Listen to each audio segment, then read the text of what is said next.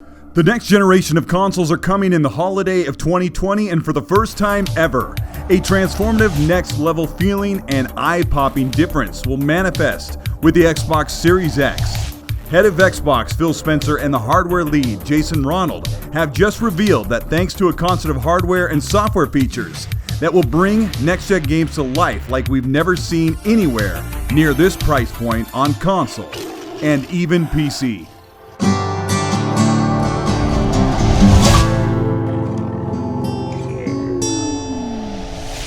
This is Colteastwood. Thank you so much for stopping by. Today's video comes to us thanks to a recent interview with Xbox's Phil Spencer and the excited hardware leads for Xbox that have been forming the Xbox Series X into what we will see next month.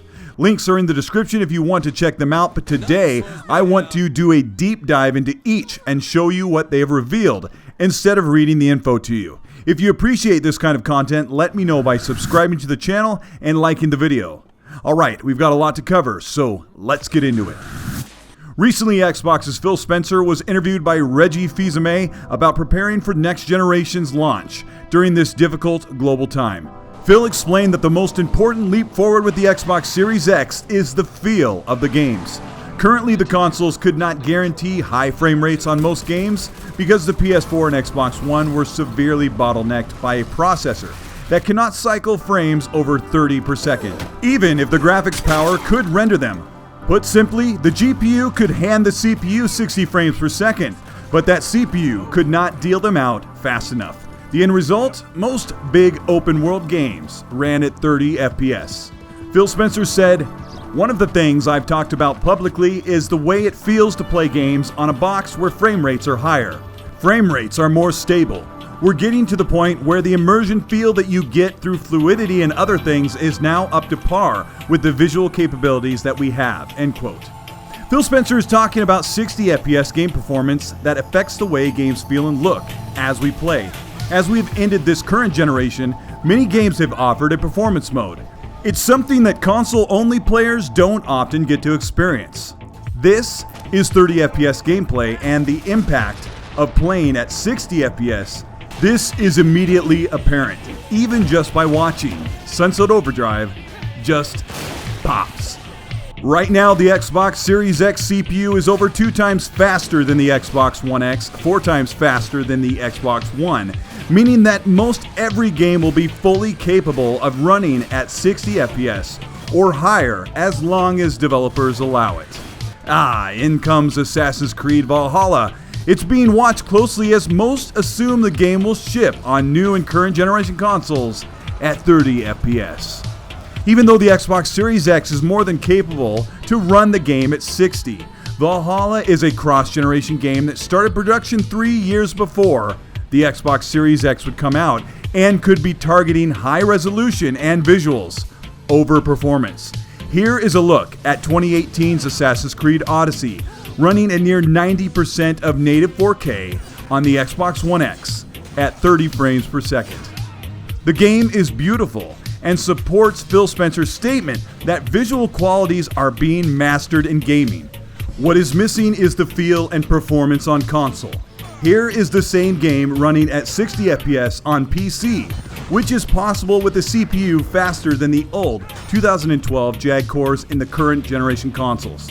Want to see the difference? Here is the same footage running at 30 FPS. See the flutter, the loss of fluidity. At 30 FPS, you lose the visual information every 16 milliseconds you get when you're not at 60 FPS. Our eyes have become accustomed to 30 FPS or 33 milliseconds of frame calls. Motion blur can help, but let's transform it back to 60 FPS. Assassin's Creed Valhalla can definitely run at 60 on the Xbox Series X, and we'll cover more reasons why next. But for now, it's up to us fans to ask Ubisoft and other developers to offer a performance mode or confirm that they are working on it. We want to know that the Zen 2 8-core multi-thread processor running at 3.8 GHz or 3.66 GHz with simultaneous multi-threading, why this chip will transform how games look and feel with more stable and higher frame rates. But there is much more to gaming than just pixel counts and frame rates. Advanced physics, immersion, and lighting all ask for the CPU to work hard to keep the game alive. This is where DLSS and VRS come into play.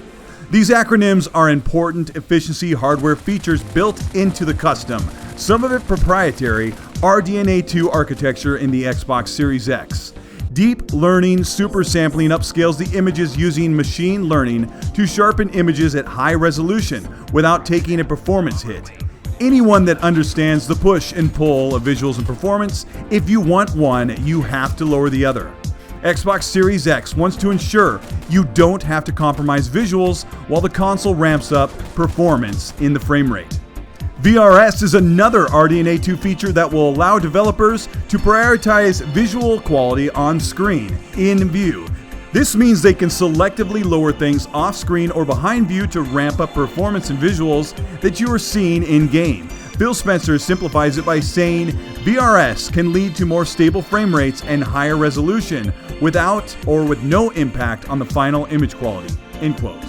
Microsoft and Xbox are doing everything they can to the hardware side to make 60 FPS a standard output for the Xbox Series X, making sure developers have all the power, all of the freedom and tools and performance needed to run almost every game at 60 FPS and beyond. So, we know that the Xbox Series X will provide the next level of visuals above and beyond the current generation and the performance to feel those games on screen and in the hands of the controller. But what can they provide that will make the Xbox Series X even more of a next generation upgrade? Jason Ronald, the PM of Xbox, has called the next feature the Holy Grail of gaming. And it is something that some 90% of PC gamers have not been able to experience on their own home gaming rigs. This is ray tracing. Ray tracing is a realistic reflections, lighting, and shadows feature that can be the difference between realism and the emulation of realism. Some of the best looking games we've played recently have relied on what is essentially baked in approximate lighting. Artists do their best to simulate what an interior or sprawling exterior looks like by faking the lighting or interaction of light, shadows, and reflections, and they've done an amazing job. But this process takes time, processing, and artistic prowess that has been something we have enjoyed for decades. The first show of ray tracing on the Xbox Series X was Minecraft, which transforms the game from its flat shaded simplicity into a wholly vibrant, living block world. But excited Xbox fans want to see AMD's DirectX ray tracing solution running on the next big game, and a game like Chorus boasts a full 4K 60 game experience with hardware accelerated ray tracing thanks to the hardware in the Xbox Series X. This technique simulates a three-dimensional image by calculating each ray of light in real time, turning a stunning realistic scene into one that looks near photorealistic, with the simulated lighting being replaced with real-world interaction of reflected, refracted, and absorbed lighting and shadows. That was Metro Exodus running on the Xbox One X. And here it is with ray tracing as we would see it on the Xbox Series X. Jason Ronald adds, quote, "We just haven't had processing power to deliver all of that in real time. And for ray tracing work, you need to condense that to 1/60th of a second, and processing speed is now caught up to the task. The 1/60th of a second also means 60 times per second, and with the 3.8 GHz processor and 12 teraflops of GPU power with ray tracing cores, we may not have to compromise with 30 FPS just to enjoy the visual splendor of ray traced lighting and reflections in our games." Developers are aware of the launch of the next generation consoles, and those that plan to release on current and next generation consoles may get to show off their best work very soon, as Xbox Series X may see a launch as early as October 2020. But if not, we'll see it in November of 2020 at likely a price point of $500. We'll see a more in-depth explanation of this tech the first week of June from Xbox, and hopefully, as competition ramps up, Xbox brings a few surprises.